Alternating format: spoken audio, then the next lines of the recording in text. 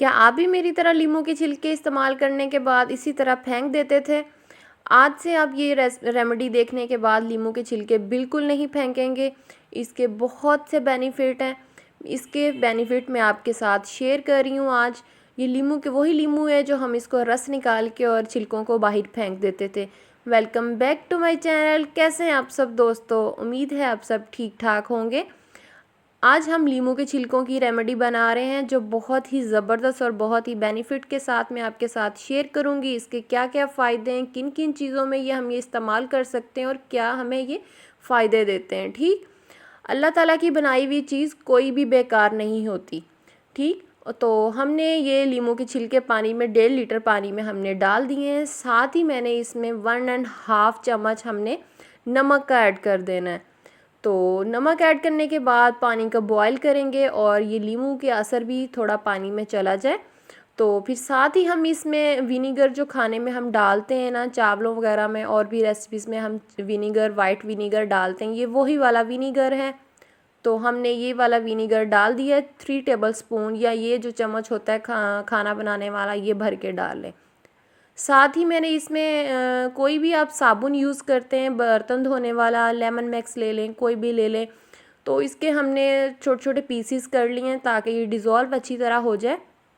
अगर हम सारा डाल देंगे ना इसी तरह तो वो डिज़ोल्व नहीं होगा।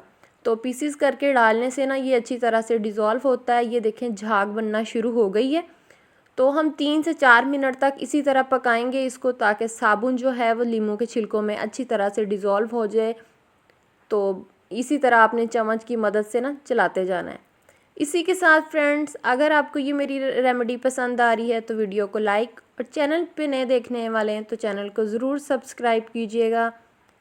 तो साथ ही हमने इसमें 1 टेबल स्पून बेकिंग सोडा जो होता है, जो खानों में हम अक्सर इस्तेमाल करते हैं चीज़ें बॉयल करने में, वो हमने डाल दिया बेकिंग सोडा। ठीक, बेकिंग पाउडर नहीं डालना, यहाँ पे आपने बेकिंग सोडा डालना है। तो हमने इसी तरह आँच को अब हमने कर देना है बंद। और जब हम सोडा डालेंगे ना, बेकिंग सोडा, तो हमने आँच को बिल्कुल धीमी रखना है। अगर तेज़ आँच होगी ना तो वो, जब हम बेकिंग सोडा डालते हैं ना, वो ऊपर की तरफ उठता है किसी भी चीज़ में जब बेकिंग सोडा डालते हैं। अब आँच को हमने बंद कर दिया और इसको हमने ठंडा करना है लिक्विड को। और ये जो लीमू के छिलके हैं इनको ज़ाया नहीं करना, इनका भी अभी काम बाकी है। तो ये जो लीमू के छिलके हैं, ये नॉन स्टिक का पैन है, आप कोई भी बर्तन ले सकते हैं जो दूसरे होते हैं आम घर में हम यूज़ करते हैं, वो वाला बर्तन भी अगर इस तरह है तो वो भी आसानी से साफ़ हो जाएगा। ये देखें, ये गौर से देख लें, ये वही वाला पैन है जो हम खानों में अक्सर यूज़ करते हैं और एंड में भी यही वाला ही पैन होगा। आपको लगेगा ये फेक वीडियो है, ऐसे नहीं होता, बिल्कुल ही ऐसे होता है। आप एक दफ़ा ये आजमा कर देखें। तो जो लीमू के छिलके थे अच्छी तरह ऊपर लगा लिए हैं। बाद में 3 से 4 मिनट इसको ऐसे ही छोड़ देंगे। तो अब स्कॉच ब्राइट लेके वो जो लिक्विड बनाया हुआ है हमने वो ऊपर डाल देना है। तकरीबन 3 से 4 मिनट लगेंगे इसको इसी तरह से हल्के हल्के हाथों से रब करना है। तो रब करते करते ये बिल्कुल साफ़ एंड शफाफ हो जाएगा। इससे आप बर्तन भी साफ़ कर सकते हैं, टाइल्स वगैरह भी साफ़ कर सकते हैं, वॉशरूम की या किचन के ये जो होते हैं फ़र्श होता है किचन का, वो भी। तो आसानी से ये सारी चीज़ें बहुत ही ज़बरदस्त से ये साफ़ हो जाती हैं और चमक आती हैं। तो ये किचन की जो शेल्फ़ वगैरह होती हैं वो, तो ये देखें कितना साफ़ शफाफ हो गया। ये बहुत ही ज़बरदस्त है, आप ज़रूर बनाइएगा, ट्राई कीजिएगा। तो आपको भी मेरी तरह ये रेमेडी बहुत पसंद आएगी और आपकी लाइफ में भी बहुत सी आसानियाँ इससे पैदा होंगी। ये जो कीड़े मकोड़े वगैरह निकल आते हैं ना गर्मियों में, वहाँ भी आप स्प्रे इससे कर सकते हैं। ये देखें मैंने बॉटल में डाल के रख लिया है।